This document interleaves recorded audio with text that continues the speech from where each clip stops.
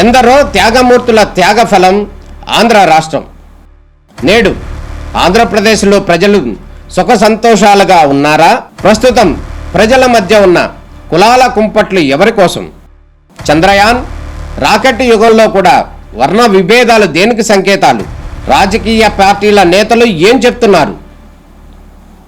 నేటి కాలంలో ప్రపంచాన్ని శాసించే మన యువత మేధాశక్తి ఏం కోరుకుంటుంది? తెలుసుకోవాలంటే ఆంధ్ర యువగలం. ప్రజల మాటే మా నోట. నమస్కారం, వార్తలకి స్వాగతం. ఈనాటి ముఖ్యాంశాలు.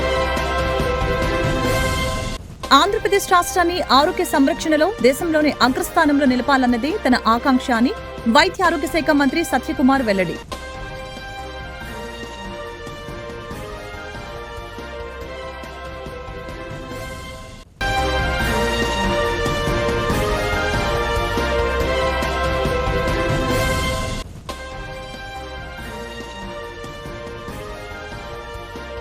తిరువూరులో నగర పంచాయతీ చైర్మన్ ఎన్నిక నేపథ్యంలో తీవ్ర ఉద్రిక్తత.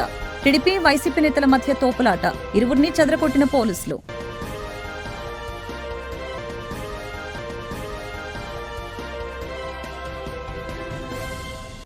ఆంధ్రప్రదేశ్ రాష్ట్రాన్ని ఆరోగ్య సంరక్షణలో దేశంలోని అగ్రస్థానంలో నిలపాలన్నదే తన ఆకాంక్ష అని వైద్య ఆరోగ్య శాఖ మంత్రి సత్యకుమార్ యాదవ్ తెలిపారు. తలసేమియా, హిమోపీలియా, సికిల్ సెల్ ఎనీమియా విభాగాల్లో మరింత అవగాహన అవసరమని, నోడల్ ఆఫీసులకు అవగాహన కల్పించేందుకు 2 రోజుల పాటు శిక్షణ ఉపయోగపడుతుందని చెప్పారు. తలసేమియా, హిమోఫీలియా, సికిల్ సెల్ ఎనీమియాపై అవగాహన కల్పించేందుకు ఇతర స్వచ్ఛంద సంస్థలు కూడా ముందుకు రావాలని ఆయన పిలుపునిచ్చారు. తిరువూరు నగర పంచాయతీ చైర్మన్ ఎన్నిక నేపథ్యంలో హైటెన్షన్ వాతావరణం నెలకొంది. టీడీపీ వైసీపీ నేతల మధ్య తోపులాట జరగడంతో వారిని పోలీసులు చెదరగొట్టారు. అగ్ని ప్రమాదాలు జరగకుండా దాని మీద అవగాహన కలిగి ఉండటం ద్వారా అగ్ని ప్రమాదాల నుంచి ప్రాణ నష్టం, ఆస్తి నష్టం జరగకుండా కాపాడుకోవచ్చని నగరపాలక సంస్థ మేయర్ భాగ్యలక్ష్మి తెలియజేశారు.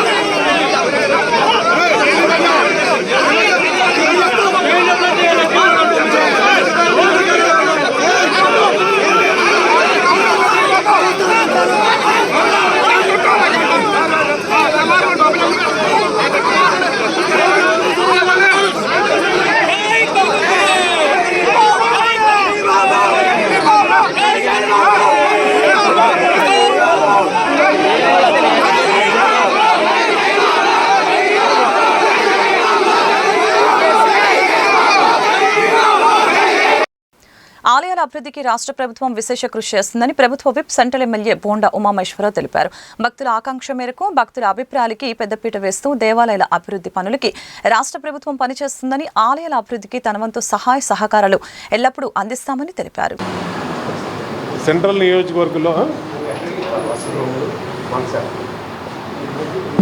నియోజకవర్గంలో అత్యంత పురాతనమైనటువంటి శివాలయం గవర్నర్పేట శివాలయం. ఇక్కడ స్వామివారు మరి అనేక సంవత్సరాల నుంచి భక్తులను ఆశీర్వదిస్తూ ఉన్నారు.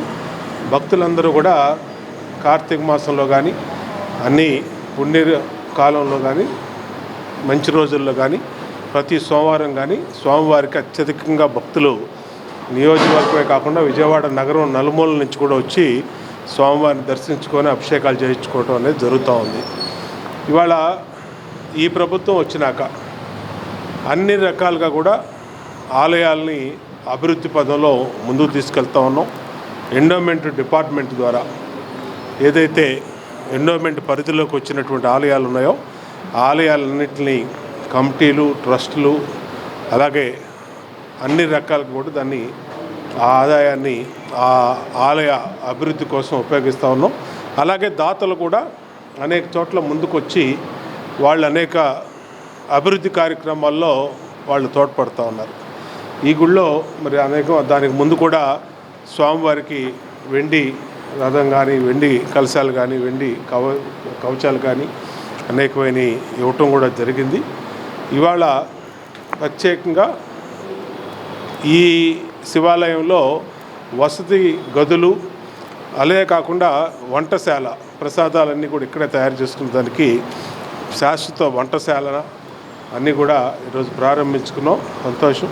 ఖచ్చితంగా అన్ని ఆలయాల్ని భక్తుల కోరిక మేరకు, భక్తుల ఆకాంక్ష మేరకు అభివృద్ధి పథంలో ముందుకు తీసుకెళ్తాం.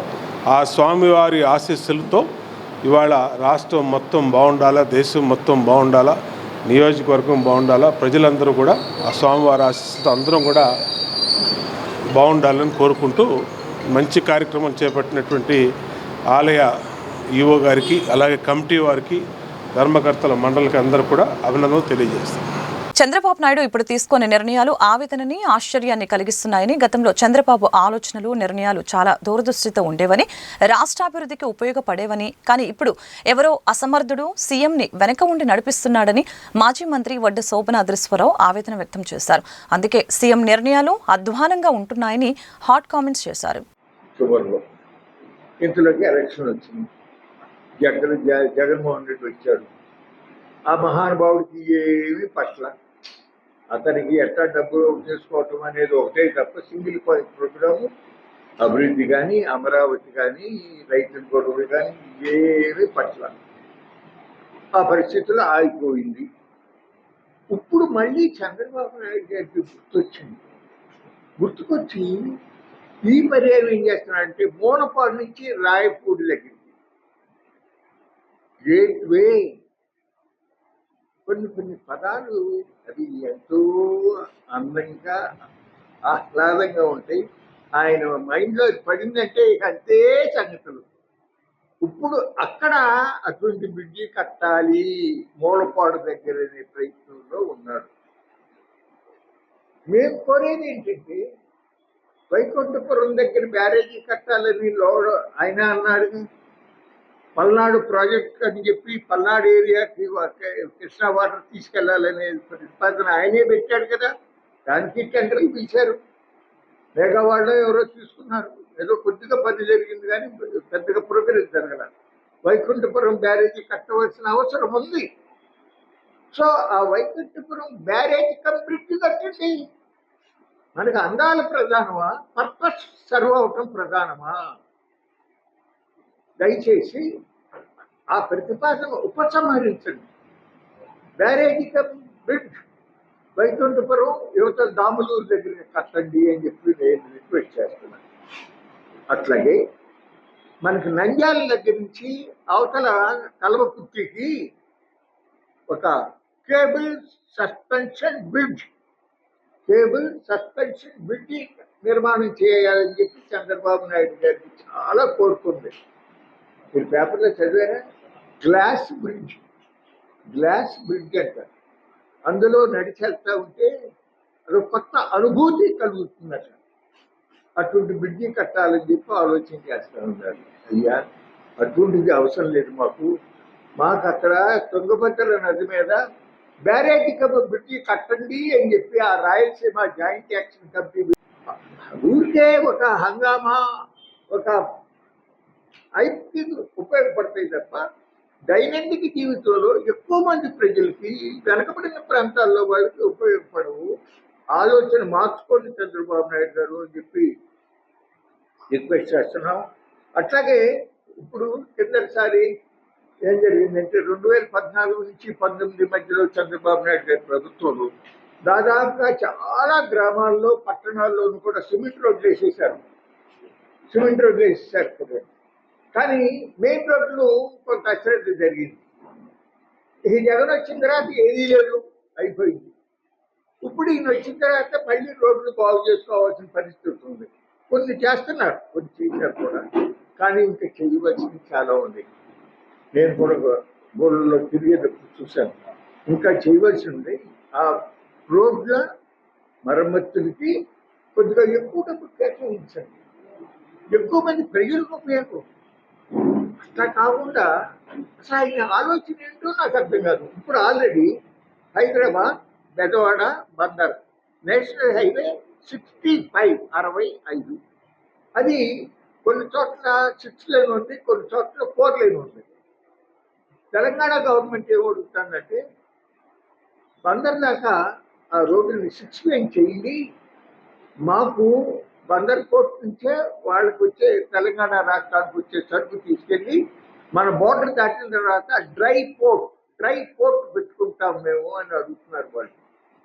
సెంట్రల్ గవర్నమెంట్ ఒప్పుకుంది. చాలా చోట్ల 6 లేన్ అయింది ఆల్రెడీ, నందిగామ నుంచి బెదవారకం అయింది కదా.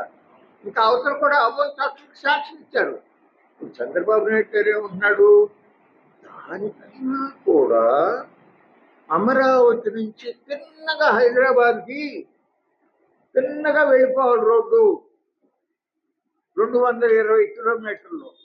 ఇప్పుడు ఇదేమో 270 కిలోమీటర్లు, ఇదేమో 220 కిలోమీటర్లు. 6 lane green field express highway 25,000 కోట్లు మాత్రమే కేంద్ర ప్రభుత్వం ఖర్చు పెట్టాలి. పడుతుంది. గడ్కరీ గారికి అది లెక్కే ఉంది. సంవత్సరానికి 2.5 లక్షల కోట్ల రూపాయలు నేషనల్ హైవేస్ మీద ఖర్చు పెడుతున్నారు. కానీ కోట్లాది మంది రైతులకు ఉపయోగపడే సాగునీటి వ్యవస్థ మీద మాత్రం సంవత్సరానికి 3,000 కోట్లు ముష్టేస్తారు. పుచ్చలపల్లి లీలా సుందరయ్య కమ్యూనిస్టు నాయకుడే కాకుండా గొప్ప మానవతావాది అని ప్రముఖ చిత్ర దర్శకుడు తమ్మారెడ్డి భరద్వాజ వెల్లడించారు. నేటి సమాజానికి ఆయన అందించిన ఆదర్శ భావాలు ఎంతో అవసరమని తెలిపారు. యువత పుచ్చలపల్లిని ఆదర్శంగా తీసుకోవాల్సిన అవసరం ఎంతైనా ఉందని తెలిపారు.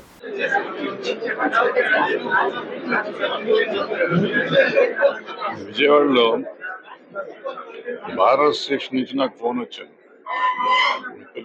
ఫోన్ చేసి ఇట్లా మేము భారత్ స్టేషన్ తరఫున సుందరయ్య గారి వర్ధంతి చేస్తున్నామండి, మీరు రావాలి.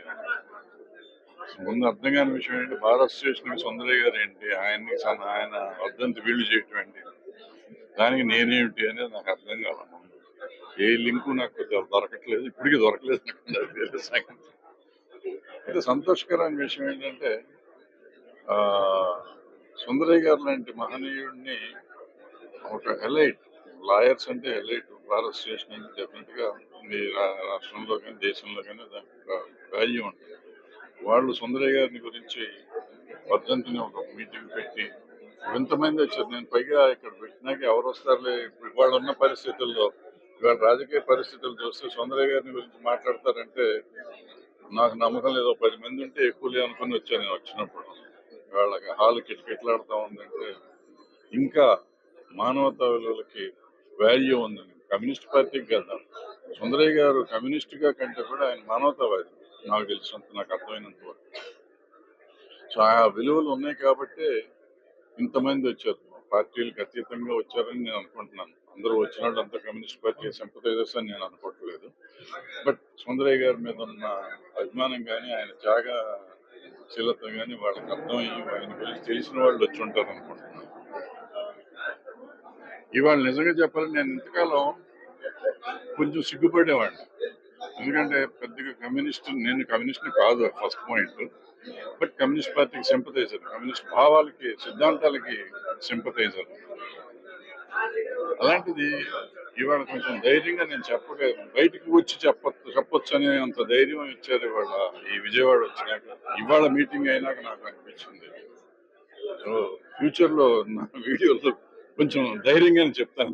ఇప్పుడు చెప్పాను కదా, ఇప్పుడు ధైర్యంగా చెప్తాను. ఏదైనా విజయవాడ కాదు అసలు ఇవాళ ఉన్న పరిస్థితుల్లో కమ్యూనిస్ట్ పార్టీలు ఈ చంద్రరాజేశ్వరరావు గారు కానీ, సుందరయ్య గారు కానీ, మా తమ్మారెడ్డి సిద్ధాంత, మా పెద్దనాన్న గారు, వీళ్ళందరూ ఆ రోజుల్లో చేసిన చంద్ర పుల్లారెడ్డి గారు, వీళ్ళంతా ఎంతో మంది వారి నిరాడంబర జీవితం గురించి తెలియజేయడానికి మేము ప్రయత్నం చేశాము, వారు రాలేదు.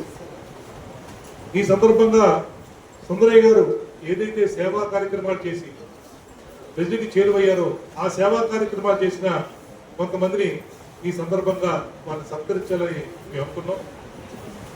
ఆ సందర్భంగా ఈ ఆంధ్రప్రదేశ్ విజయవాడ నగరంలో కరోనా సమయంలో సుందరయ్య కరోనా సెంటర్ పెట్టి 3,000 మంది పైగా పేషెంట్లని వైద్యం చేసి వాళ్ళకి ఉచితంగా వైద్య సహకారం అందించిన సుందరయ్య ట్రస్టుని వారి తరఫున వాళ్ళని, అదేవిధంగా ఈ కృష్ణా జిల్లాలో సుందరయ్య దళం అనే పేరు పెట్టి మన ఆవుల వెంకట్రావు మన అడ్వకేట్ 27 మంది శవదహనాలు ఆ రోజు నిజంగా కరోనా సమయంలో చనిపోవడం అంటే అనాథగా చనిపోవడమే.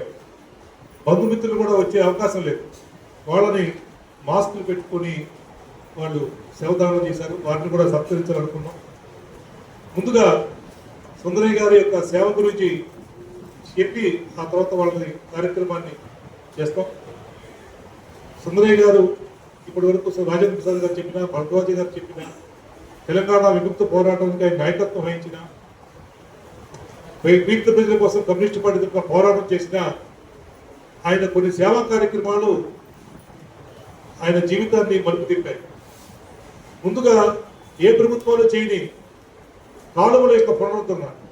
వ్యవసాయ రంగం సంక్షోభంలో పడిపోతుంది. వాళ్ళకి నీళ్లు అందించాలంటే కాలువలు ప్రభుత్వం తగ్గించకపోతే సుందరయ్య గారే స్వయంగా వాలంటీర్లు తీసుకుని ఈ కృష్ణా జిల్లాలో కూడా కాలువలను తవ్వి రైతాంగానికి, వ్యవసాయ రంగానికి ఊతమిచ్చే విధంగా నీటిపారుదల కోసం కృషి చేశాడు. నాకు చిన్నతనంలో నేను దివిసీమ ఉప్పెన చూశాను. ఆ ఉప్పెన సమయంలో సుందరయ్య గారు చనిపోయిన శవాల్ని ఆ దహనం చేసినప్పుడు కానీ, వాళ్ళ కుటుంబాలను ఆదరించడం కానీ నేను దగ్గర నుండి చూశాను వారిని. అప్పుడు జ్యోతిబాస్ గారు దక్షిణ భారతదేశ కమ్యూనిస్టు ఉద్యమ నిర్మాత, తెలంగాణ రైతాంగ సాయుధ పోరాటానికి సారథ్యం వహించి స్వేచ్ఛ వాయువులు ప్రసరింపచేసిన స్వతంత్ర సమరయోధుడని సిపిఎం నాయకులు సిహెచ్ బాపురావు, దోనేపూడి కాశీనాథ్ కీర్తించారు. పార్లమెంట్లో మొదటి ప్రతిపక్ష నాయకుడైన నిరాడంబరతకి ఆయన నిలువెత్తద్దంగా ఉండి అందరికీ ఆదర్శంగా నిలిచారని చెప్పారు. పుచ్చలపల్లి సుందరయ్య గారు దక్షిణ భారత కమ్యూనిస్టు ఉద్యమ నిర్మాత, స్వాతంత్ర సమరయోధుడు, పార్లమెంటులో తొలి ప్రతిపక్ష నాయకుడు, ఆంధ్రప్రదేశ్లోని గన్నవరం అసెంబ్లీ నియోజకవర్గం నుండి 3 సార్లు ఎమ్మెల్యేగా ఎన్నికయ్యి ప్రజా సేవ అంటే ప్రజాప్రతినిధులుగా ఎలా పనిచేయాలో చేసి చూపించినటువంటి కమ్యూనిస్టు యోధుడు. నైజాం నవాబుకి వ్యతిరేకంగా వీర తెలంగాణ విప్లవ పోరాటాన్ని సాగించి పేదలకి లక్షలాది ఎకరాల భూముల్ని పంపిణీ చేసిన ఉద్యమానికి నాయకత్వం వహించిన మహానేత. అంతేకాదు సుందరయ్య గారు నిజమైన దేశభక్తుడు, స్వాతంత్ర సమరయోధుడు. ఈరోజు ప్రభుత్వాలు ఏలుతున్న వాళ్ళు నకిలీ దేశభక్తులుగా మారిపోయారు. ఉగ్రవాదులు 26 మందిని మతం పేరుతో రెచ్చగొట్టి జనం మధ్య చిచ్చు పెట్టడానికి కుట్ర పన్నితే దేశంలో ఉగ్రవాదులు ఎలా వచ్చారు, ప్రభుత్వం ఎలా కళ్ళు మూసుకుపోయిందని ప్రజలు అడుగుతున్న ప్రశ్నలకి ఇవాళకి సమాధానాలు దొరకట్లేదు. ఒకవైపున ఉగ్రవాదులు మతం పేరుతో హత్యాకాండాన్ని చేస్తే, ఇంకొక వైపున అమెరికా ట్రంప్ మన దేశం మీద ఆర్థిక ఉగ్రవాదానికి పాల్పడతా ఉన్నారు. పాకిస్తాన్ భారతదేశం మధ్య కాల్పుల విరమణ ప్రకటించడానికి ట్రంప్ ఎవరు? అమెరికాకి లొంగిపోయి దేశాన్ని తాకట్టు పెడతా ఉంది మోడీ ప్రభుత్వం. అమెరికా నుండి మన దేశానికి సరుకులు వస్తే పన్నులు ఉండకూడదంట, మన సరుకులు అమెరికా వెళ్తే వాళ్ళు ఇష్టారాజ్యంగా పన్నులు వేస్తారంట. యాపిల్ ఫోన్లు భారతదేశంలో తయారు చేయకూడదంట, అమెరికాలో తయారు చేయాలంట. అమెరికాలో చదువు కోసం వెళ్లి లక్షల రూపాయలు ఫీజులు కడితే బేడీలేసి వాళ్ళ భారతదేశానికి పంపిస్తా ఉంటే మోడీ ఎందుకు మాట్లాడరు? ఎందుకంత భయం? ఆ రోజు బ్రిటిష్ వాళ్ళకి లొంగిపోయారు, ఈ రోజు అమెరికా సామ్రాజ్యవాదానికి లొంగిపోతా ఉన్నారు. ఆ రోజు ఈ రోజైనా పోరాడేది దేశ ప్రజలే, ప్రజల తరపున నిలబడేది ఎర్ర జెండా. ఈ రోజు మే 19 మహనీయుడు కామ్రేడ్ పుచ్చలపల్లి సుందరయ్య 40వ వర్ధంతి. దక్షిణ భారత కమ్యూనిస్టు ఉద్యమ నిర్మాత, పేద ప్రజల ఆశాజ్యోతి, నిరాడంబరుడు, నిస్వార్థ ప్రజాసేవకుడు, జీవితాంతం వరకు కూడా, జీవిత చరమాంకం వరకు కూడా పేదల కోసం, కష్టజీవుల కోసం, కార్మికుల కోసం తన యావత్ జీవితాన్ని, యావత్ ఆస్తిని అంకితం చేసినటువంటి మహనీయుడు కామ్రేడ్ పుచ్చలపల్లి సుందరయ్య. కామ్రేడ్ సుందరయ్య గారు చూపించినటువంటి బాటలో ఆయన ఆశయ సాధన కోసం మేమంతా తిరిగి పునరంకితం అవుతామని చెప్పారని ఈ సందర్భంగా ప్రతిజ్ఞ తీసుకుంటూ కామ్రేడ్ సుందరయ్య గారు ముందే ఆపరేషన్ చేయించుకొని తరువాత పెళ్లి చేసుకున్నటువంటి మహనీయుడు కామ్రేడ్ సుందరయ్య. స్వార్థం రాకుండా, స్వార్థం అనే దానికి లేకుండా ఉండాలి అని చెప్పనే ఉద్దేశంతో, ఉద్యమంలో చివరిదాకా కొనసాగాలి అని చెప్పనేటువంటి అభిప్రాయంతో ఆయన ముందే ఈ ఏర్పాటు చేసుకున్నటువంటి పరిస్థితి చూశాం. అదే కాదు, కొన్ని వందల ఎకరాల యావదాస్తికి వారసుడైనటువంటి భూస్వామ్య బిడ్డ కామ్రేడ్ సుందరయ్య తన జీవితంతో పాటు మొత్తం యావత్ ఆస్తిని కూడా కష్టజీవుల కోసం, కార్మికుల కోసం అంకితం ఇచ్చినటువంటి మహనీయుడు కామ్రేడ్ సుందరయ్య. ఈ రోజు చూస్తా ఉన్నాం, ఆయారాం గయారాములను చూస్తా ఉన్నాం, పంచాయతీ పోర్టు ఒక మెంబర్ని చూస్తా ఉన్నాం. ఎదర పేరుంటది, బాయినెట్ కింద డంపర్ మీద ఆయన కారు వేసుకొస్తే గానీ కార్యక్రమాల్లోకి పాల్గొడు. కార్పొరేటర్లు చూశారు విజయవాడ నగరంలో. ఈ కార్పొరేటర్లు ఒక్కొక్కరికి ఫార్చ్యూనర్లు, ఇన్నోవాలు మెయింటైన్ చేస్తూ ఉన్నటువంటి పరిస్థితి చూసాం. కానీ ఆనాడు ఈ లేవు కదండి, ఆనాడు అని అనొచ్చు. అంబాసిడర్లు ఉన్నాయి, అయినా సరే పార్లమెంటు సభ్యుడిగా, ప్రతిపక్ష నాయకుడిగా తనకున్నటువంటి పాత సైకిల్ ని పార్లమెంట్కి వేసుకెళ్లి తాళం లాగి చూసుకుని బిగిసిందా లేదా, పడిందా లేదా అని పార్లమెంటులోకి క్యారేజీ మీద ఉన్నటువంటి పత్రాలు తీసుకుని ఆ ఫైల్స్ తనకు కేటాయించినటువంటి స్థలంలో కూర్చొని కలెక్టర్ కార్యాలయంలోని ప్రజా సమస్యల పరిష్కార వేదికలో ఆత్మహత్య యత్నానికి ప్రయత్నించిన మహిళ. స్వర్ణాంధ్ర నగర్కి చెందిన బుజ్జి అనే మహిళ తనకి అన్యాయం జరుగుతుందని కలెక్టర్ కార్యాలయంలోని ప్రజా సమస్యల పరిష్కార వేదికలో ఎలకల మందు తాగి ఆత్మహత్య యత్నానికి పాల్పడింది. 1998లో ప్రభుత్వం వారికి ఇచ్చిన ప్లాట్లను మౌలాలి అనే రౌడీ షీటర్ తమ స్థలాల్ని ఆక్రమించుకొని ఇబ్బందులు పెడుతున్నారని ఎన్నోసార్లు ప్రజా సమస్యల పరిష్కార వేదికలో మరియు నల్లపాడు పోలీస్ స్టేషన్లో ఫిర్యాదు చేసినా తమకి న్యాయం జరగటం లేదని వాపోయింది. అనంతరం బాధితురాల్ని అరండలపేట ఎస్ఐ రోజారాని జీజీహెచ్కి తరలించారు. బాధితురాలు జొన్నలగడ్డ జ్యోతి మాట్లాడుతూ 1998లో వసంతరాయపురం ట్యాంకుల నిర్మాణానికి భూసేకరణ కింద తమ స్థలాలని ప్రభుత్వం తీసుకుందని చెప్పారు. దానిలో భాగంగా స్వర్ణాంధ్ర నగరంలో తమకి స్థలాలని ప్రభుత్వం కేటాయించిందని తెలిపారు. ప్రభుత్వం తమకు కేటాయించిన స్థలాలను అదే ప్రాంతానికి చెందిన మౌలాలి రౌడీ షీటర్ మరియు అతని భార్య కలిసి తమ స్థలాలని కబ్జా చేశారని కలెక్టర్ కార్యాలయంలో ఏర్పాటు చేసిన ప్రజా సమస్యల పరిష్కార వేదికలో ఫిర్యాదు చేశారు. ఎన్నోసార్లు తమ గోడును ప్రభుత్వ అధికారుల ముందుకు తీసుకువచ్చినా కనీసం తమకు న్యాయం జరగలేదని బాధితురాలు ఆవేదన వ్యక్తం చేస్తుంది.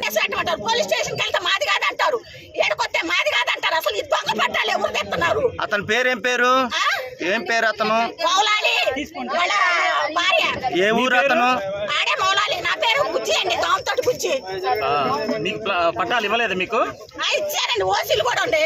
ఎంఆర్ఓ గారు 2 లెటర్లు ఇచ్చారు, చూపిండి టీవీకి చూపిండి. ఇప్పుడు మీకు ఇచ్చి ఆక్రమించుకున్నారా? ఆక్రమించుకొని వాడే రుస్తూ తీసుకోవట్లేదు. వాళ్ళపైన నా పేరు ఎందుకు తీసుకోవట్లేదు? వాళ్ళపైన యాక్షన్ ఎందుకు తీసుకో? దొంగ పట్టాలు తెచ్చిన వాళ్ళపైన ఎందుకు తీసుకోవట్లేదు? దొంగ పట్టాలు తెచ్చిన వాళ్ళపైన ఎందుకు యాక్షన్ తీసుకోవట్లేదు? నేను రాను, నాకు న్యాయం జరిగింది, నాకు నేను రాను. నేను అలసిపోతున్నాను తిరిగి ఎక్కడ మన నెలపేటలు అట్లే ఉంటది. నల్లబాడులో అసలు రికార్డే మాయమైంది. ఎవరో పోలీస్ స్టేషన్ మేడం మీరు పంపించిన హాస్పిటల్ నాకు ఇబ్బంది లేదు.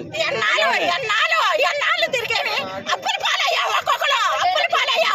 అతనికి పార్టీ సపోర్ట్ ఏమైనా ఉందమ్మా? పార్టీ విషయాలు అవన్నీ మాకు అనవసరం. పార్టీ విషయాలు మాకు అనవసరం. పార్టీ విషయాలు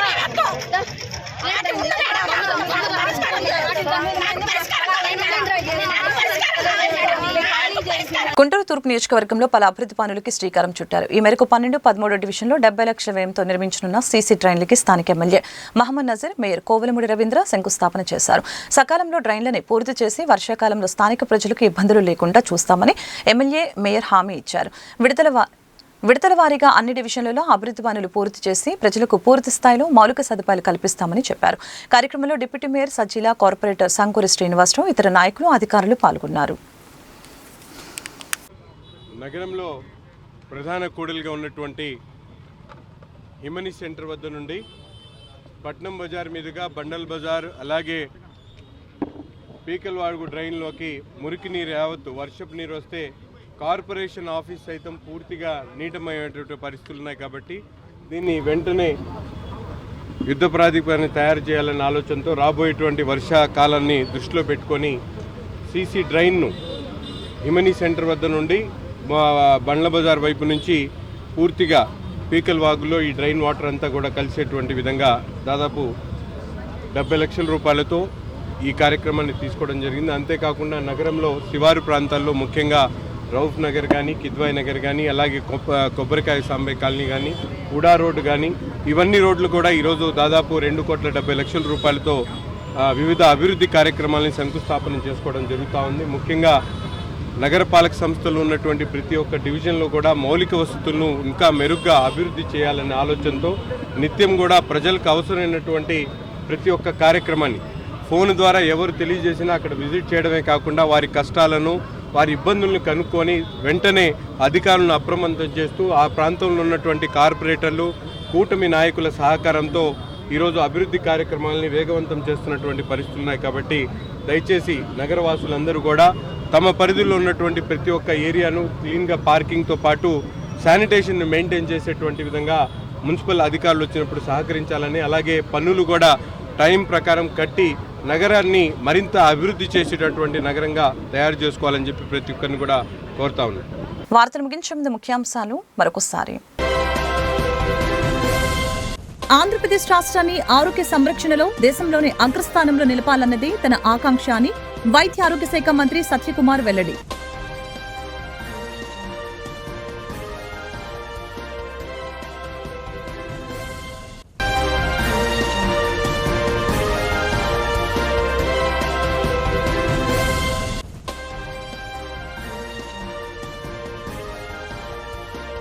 తిరువూరులో నగర పంచాయతీ చైర్మన్ ఎన్నిక నేపథ్యంలో తీవ్ర ఉద్రిక్తత.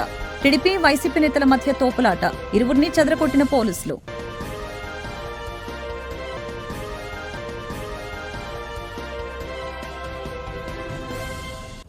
ఈ వార్తలు ఇంతటితో సమాప్తం. మరొక బులెటిన్లో మళ్ళీ కలుద్దాం. నమస్కారం.